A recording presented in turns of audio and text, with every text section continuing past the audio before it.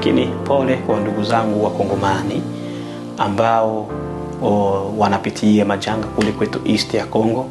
Tunazidi kusema tu pole.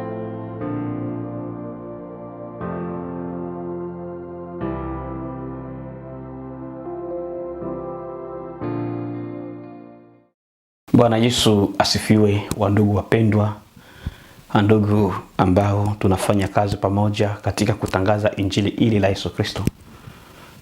Nafurahi tena kupata nafasi ingine ili kuja kuwahubiri ninyi kile ambacho Mungu anataka sisi ama watoto wake kukijua leo. Ni mimi Joel hapa kutoka hapa kwetu Australia. Na washukuru wote mnao share, nao tuangalia, nao comment, nao subscribe, nao like. Nazidi tu kuwashukuru. Unajua tunatenda kazi pamoja.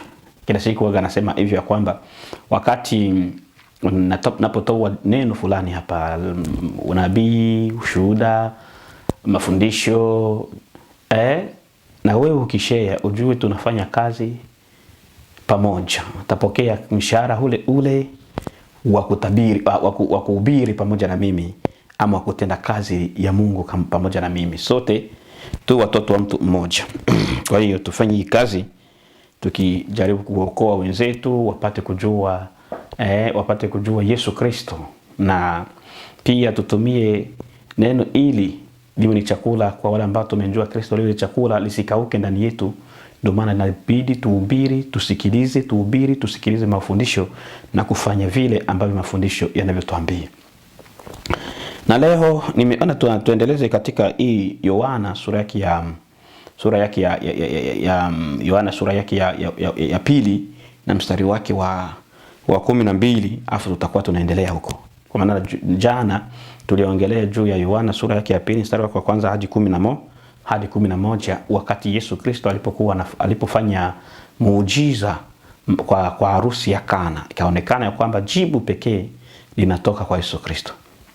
Jibu pekee linatoka kwa Yesu Kristo. Basi leo acha tusome katika kitabu hiki cha Yohana ili tupate kujua haswa ni nini ambacho Mungu anataka watoto wake kukijua. Acha tusome Yohana sura ya pili mstari wake wa 12, anasema hivi: baada ya hayo akashuka mpaka Kapernaum. Lakini acha tuanze mstari wake wa 11, itakuwa vizuri sana. Mwanzo huo wa ishara Yesu alifanya huko Kana ya Galilaya, akauzirisha utukufu wake, nao wanafunzi wake wakamwamini. Wanafunzi wake wakafanya nini? Wakamwamini. Akasema mstari wa 12, baada ya hayo akashuka mpaka Kapernaumu, yeye na mama yake na ndugu zake na wanafunzi wake wakakaa huko siku nyingi. Wapi? Kapernaumu. Baada ya wao kukaa huko Kapernaumu ilikuwaje? Mstari wa 13 anatuambia hivi: na Pasaka ya Wayahudi ilikuwa karibu, naye Yesu akakwea mpaka Yerusalemu. Ikatimia siku ya Pasaka, naye Yesu akakwea mpaka Yerusalemu. Ujue alishazirisha utukufu wake wa mwanzo wa muujiza pale kwenye harusi ya Kana, na jina limeshaanza kusambaa huko na kule. Hapa kunatokea sherehe ya Pasaka. Hiyo sherehe ya Pasaka ya Wayahudi, Yesu naye akaenda mpaka Yerusalemu. Alipofika Yerusalemu akasema hivi: akaona hekalu, watu waliokuwa wakiuza ng'ombe na kondoo na njiwa na wenye kuvunja fedha wameketi. Ni wakati wa Pasaka. Usisahau hilo. Wanasherekea Pasaka ya Wayahudi ambayo ni tofauti na vile tunavyosherekea sisi wa Kristo. Sasa Yesu Kristo yeye akaenda hadi katika hekalu. Alipokwenda katika hilo hekalu, akakuta mambo machafu yanatendeka ndani ya hekalu. Alikuta watu waliokuwa wakiuza ng'ombe ndani ya hekalu. Hilo ni tunaposema hekalu, ni hekalu, nyumba ya Bwana, ambako Wayahudi walikuwa wanaenda, walitakiwa kuwa wanasali na kuabudu. Lakini sikiliza mambo ambayo yalikuwa yalishaanza kutendeka ndani ya hekalu. Wanauza ng'ombe, wanauza kondoo, wanauza na njiwa, na wenye kuvunja fedha wameketi. Akaona haya yote biashara yanatendeka wapi? Katika nyumba ya Bwana. Mstari wake wa 15, akafanya kikoto cha kambaa, akawatoa wote katika hekalu, na kondoo na ng'ombe, akamwaga fedha za wenye kuvunja fedha, akazipindua meza zao. Yesu kumbe ana hasira, si tu mwenye majibu kumbe ana hasira. Sikiliza haya. Yesu amefika kwenye hekalu, anakuta haya mambo yote yanatendeka. Alipokuta yote yanatendeka, Yesu Kristo akaanza kuwafukuza na kuondoa biashara vyote vilivyokuwa katika hekalu. Vyote vilivyokuwa katika hekalu. Akawaambia wale waliokuwa wa nyumbani akawaambia hivi, wale waliokuwa wakiuza njiwa, yaondoweni haya, msifanye nyumba ya Baba yangu kuwa nyumba ya biashara. Msifanye nyumba ya Baba yangu kuwa nyumba ya biashara. Hapo ndo tutasimamia kidogo. Msifanye nyumba ya Baba yangu kuwa nyumba ya biashara. Neno nzuri hilo ambalo tumechukua pause hapo. Lazima tupause hapo. Lazima hapo tuchukue kapozi fulani. Anakuta ndani ya hekalu kuna njiwa zinauzwa, kuna ng'ombe zinauzwa, kuna kondoo zinauzwa, kuna wavunja fedha zinavunjiwa pale. Biashara mbalimbali yanatendeka ndani ya hekalu la Yesu Kristo. Akakasirika, akaziondoa, akawafukuza wote. Na alipowafukuza wote, pia akafukuza na biashara, yani ng'ombe akazifungua zitoke, njiwa akafungua zitoke nje. Lakini mkazo aliyosema Yesu Kristo akasema, nyumba ya Baba yangu haitakuwa nyumba ya biashara. Anaona yaondoeni haya, msifanye nyumba ya Baba yangu kuwa nyumba ya biashara. Basi tena narudilia, tuchukue pause hapa, tuweze tukashuka hapo bila kuonyesha hapa. Kanisa nani? Ama niseme nyumba ya Baba ni nani, ambako Yesu Kristo aliondoa haya mambo yasitendeke? Kwanza, kanisa, anaongelea juu ya kanisa moja, mahali ambako watu wanakwenda kusali. Hili nataka uelewe hili. Hili ni moja. Siseme ndio hivyo tu. Moja ni mahali pale ambako watu wanakwenda kusali. Hilo ni moja nasema. Mahali pale ambako watu wanakwenda kusali, wanapokutana na pale, pasiwepo biashara ya aina yoyote.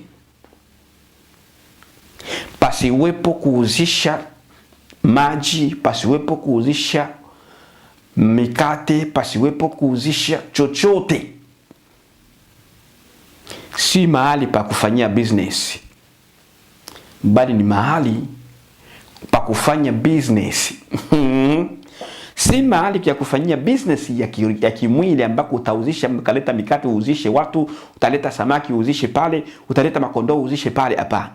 bali ni mahali pa business kwa sababu ya kuokoa roho za nafsi, yani business ya kimwili, la kiroho, kuokoa nafsi za watu zilizopotea. Sasa nyumba ya Bwana ndio hiyo tu? Hapana. Nyumba ya Bwana ni mtu. Ni mtu. Sasa biashara gani ambavyo Mungu hanavikataa kwa mtu? Nyumba ya Bwana nasema ni nani? Ni mtu. Biashara gani ambavyo nyumba ya Bwana inatendeka ambavyo Mungu anakataa? Haleluya. Akasema hivi, tuangalie kwanza huyu Yohana sura ya 2 mstari wake wa 18. Tunaruka kidogo, lakini kumbuka tuko katika mstari wa 16. Basi Wayahudi wakajibu wakamwambia, ni ishara gani utonyeshayo kwamba unafanya hayo? Yesu akawaambia, sikilizeni hapa vizuri. Napenda hapa. Mstari wa 19. Ndio tunatafuta nyumba ya Baba yangu. Nyumba ya Baba yangu isiwe nyumba ya biashara. Hapo ndio tunatafuta hapo kabisa. Akasema hivi, Yesu akawajibu akawaambia, livunjeni hekalu hili, nami katika siku 3 nitalisimamisha. Wewe Yesu natuambia tuondoe manjiwa, ng'ombe, kondoo, tusivunje fedha katika nyumba ya Baba yako. Tena natuambia tulivunje hekalu. Ina maana wewe Yesu Kristo, wewe ni mharibifu. Haleluya, Bwana wa majeshi. Haleluya. Unajua ndio maana wakati walipokamata Yesu Kristo walisema, huyu alisema anaweza kalivunja hekalu kwa muda na kulisimamisha hekalu ili kwa muda wa siku 3. Wewe ndiyo mchonganishi wa taifa letu, wewe Yesu. Wewe hatukuelewi kuongea kwako, wewe Yesu. Haleluya, Bwana majeshi. Unatufukuza tutoe biashara katika nyumba ya Mungu, ndio. Lakini tena unatuambia ili tuone ishara tuvunje hekalu. Ndio, livunjeni hekalu hili na mimi nitalisimamisha kwa siku 3. Si eti litasimamishwa na mtu mwingine. Mimi. Kwa hiyo Yesu ni Mungu, anasema mimi. Mimi nitalisimamisha kwa muda wa siku ngapi? Haleluya, Kristo wa majeshi. Bwana majeshi mtakatifu, siweza kushindwa. Kwa muda siku 3. Wayahudi wakashangaa, maana hili jambo limekuwa geni kwao. Hekalu limejengwa karibia miaka 46 ile. Wewe na tulibomoa ile, kubomoa ni rahisi. Tena kujenga kwa muda siku 3 tu. Ikaonekana kama ni majivuno fulani. Basi Wayahudi wakasema, hekalu hili lilijengwa katika muda wa miaka 46, nawe utalisimamisha katika siku 3? Wanashangaa. Hatuwezi tukakuelewa na kukukubali kwa hili. Hatuwezi tukakubaliana kwa hili. Hili limejengwa kwa muda miaka 46. Miaka 46 hekalu linajengwa. Si jambo. Watu wamelianzisha, wengine wakafa bila kulimaliza hekalu. Wengine wamelianza hekalu na wakazeeka. Na bado hekalu linajengwa tu. Wengine wakazaliwa na wakaoa na wakazaa, na watoto wao wakaanza kuoa, bado hekalu linajengwa miaka 46. Sio jambo rahisi. Hawa jamaa walikuwa na bidii, hakika walikuwa wanampenda Mungu, lakini walimuelewa Yesu Kristo vibaya, kama unavyoelewa Yesu Kristo vibaya leo. Walimuelewa Yesu Kristo vibaya, lakini mbona ndani ya watu hawa kulikuwa Mafarisayo wenye elimu ya Biblia, wenye kuzishika Torati, kwa sababu Wafarisayo walikuwa na theology, hawakuwa na Mungu. Kuwa na Mungu ili uelewe maneno ya Mungu. Kuwa na Mungu ili uelewe maneno ya Mungu. Kuwa na roho wake ili uelewe maneno ya Mungu. Maana ni roho wa Mungu aweze kufunua ya rohoni. Na roho ya mwanadamu ufunua ya wanadamu ya ulimwengu huu. Kwa hiyo ukienda kufunuliwa katika Biblia na roho ya mwanadamu shule, utaleta ya ulimwengu huu ya kuja kusupport vitu ambavyo havimu hivi ndani ya kanisa, ndani ya Biblia. Lakini sikiliza aliyokuwa katika roho ambayo ni Yesu Kristo. Yesu Kristo anasema hivi, lakini yeye alinena habari za hekalu la mwili wake. Hekalu la mwili wake. Na hili neno lilitimia wapi? Mstari wa 2, basi alipofufuka katika wafu, wanafunzi wake wakakumbuka ya kuwa alisema hivi, wakaliamini lile andiko na lile neno alilolinena Yesu. Haleluya. Sikilizeni haya maneno. Sasa kumbe hekalu ni nyumba ya Baba, lakini hekalu pia, hiyo nyumba ya Baba ni mwili. Ni mimi, ni wewe, ni mwili wangu, ni mwili wako. Sawa?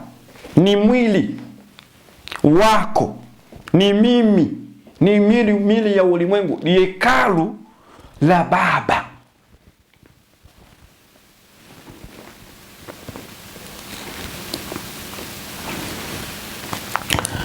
Mwili ni hekalu la Baba. Sasa ni biashara gani ambavyo vinatendeka katika mwili wa Baba, ambalo ni hekalu la Roho Mtakatifu, mwili wa Kristo, ambayo Yesu anasema usiwe na biashara na vingine ndani ya nyumba ya Baba yangu.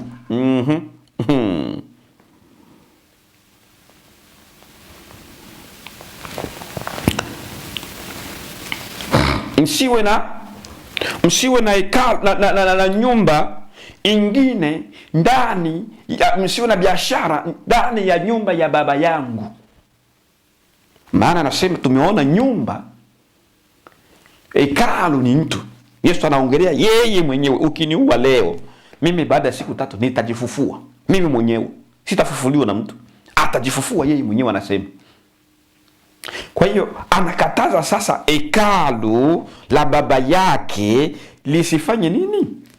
Lisiwe nyumba ya biashara. Biashara gani ambavyo sasa vinawekwa katika nyumba ya Baba? Acha kwa tuangalie katika kitabu cha kabla ya kwenda kwenye kitabu kabla ya kwenda kwenye nyumba, kwenye biashara, acha kwanza tuangalie Wakorintho wa kwanza sura yake ya 6. Tuone anavyotuambia kama kweli ni sisi ni nyumba ya Bwana wetu Yesu Kristo. Mstari wa 19 anasema hivi. Hata tuanze mstari wa 19, maana tutakuja hapa. Anasema hivi. Hao amjuu ya kuwa mwili wenu ni hekalu la Roho Mtakatifu aliye ndani yenu, mliyepewa na Mungu, wala ninyi si mali yenu wenyewe. Kwa hiyo kumbe mwili ya Kristo ni hekalu la Roho Mtakatifu la Mungu kukaa ndani, ambako katika huu mwili, ilo hekalu lako, anasema ya kwamba usifanye biashara nao. Huyu Yesu huyu. Usiwekeze biashara kwa huu mwili. Usiwekeze nini? Biashara. Usifanye biashara, business, katika ilo hekalu la Mungu wako. Hacha kwanza tuangalie biashara gani ambayo Kristo anabisema.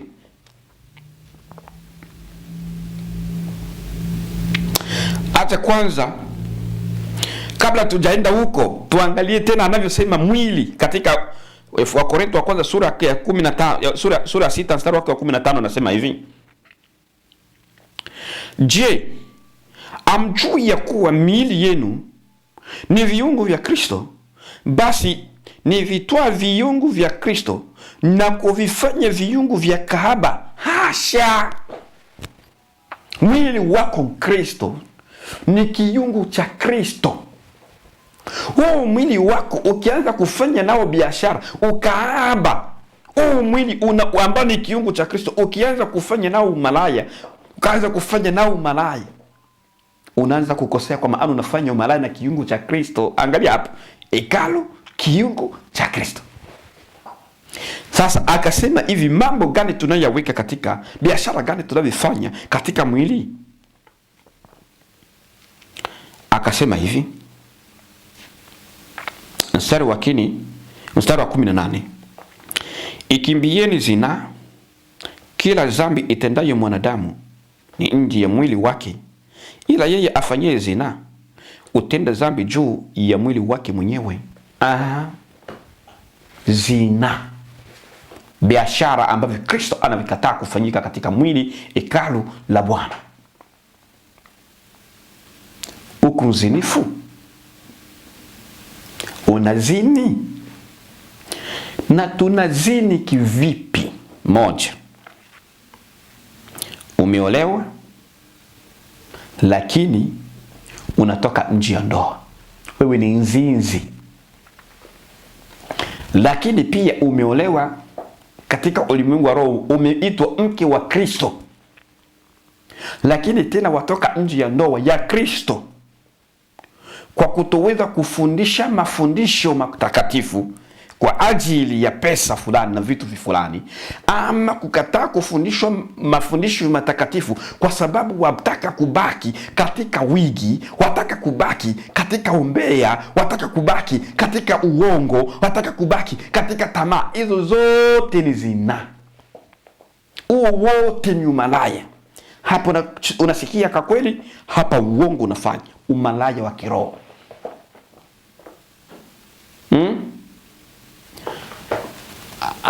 Anayekufundisha ndani ya kanisa Amerika, huko na mchungaji anayepokea pesa zako ni mchungaji aliyoko Afrika, huko malaya wa kiroho.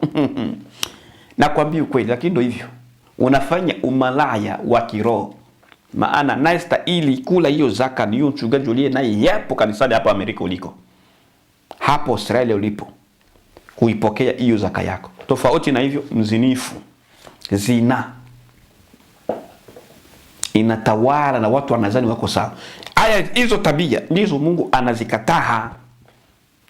Ndio maana anasema zitoke katika mahali ambako anaabudiwa, ama ndani ya mwili wake, yeye apate nafasi ya kukaa. Lakini kama ukiyaweka hayo, yeye hatapata nafasi katika hekalu, kwa maana unafanya unyang'anyi na mwili wako. Acha kwanza tuangalie Wakolosai. Unajua betri yangu bwana, nilisahau kwenda kununua batteries. Sio kusahau, niseme tu kupitiwa. Ninaanza kuonyesha zimeisha katika receiver. Kwa hiyo somo letu tutalifupisha leo. Kwa hiyo akasema Wakolosai 3:5 mstari wake wa 5 anasema hivi: basi vifisheni viungu vyenu vya miili vilivyo katika nchi. Uasherati ndio biashara unaviweka katika mwili wako. Uchafu, tamaa mbaya, mawazo mabaya na kutamani ndiyo ibada ya sanamu. Kwa ajili ya mambo haya uja ghadhabu ya Mungu. Katika hayo nini nanyi nilitembea zamani nilipoishi katika hayo. Lakini sasa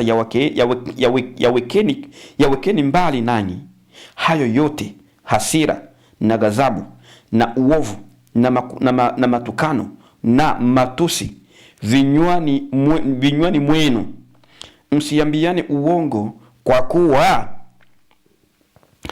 kuwa mmevua kabisa utu wa kale pamoja na matendo yake. Unaona, hivyo ndivyo biashara ambayo Kristo hataki ndani ya mwili wako.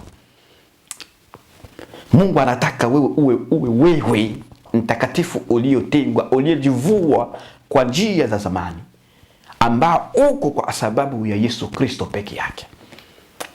Kama nilivyosema, betri yangu zimeisha.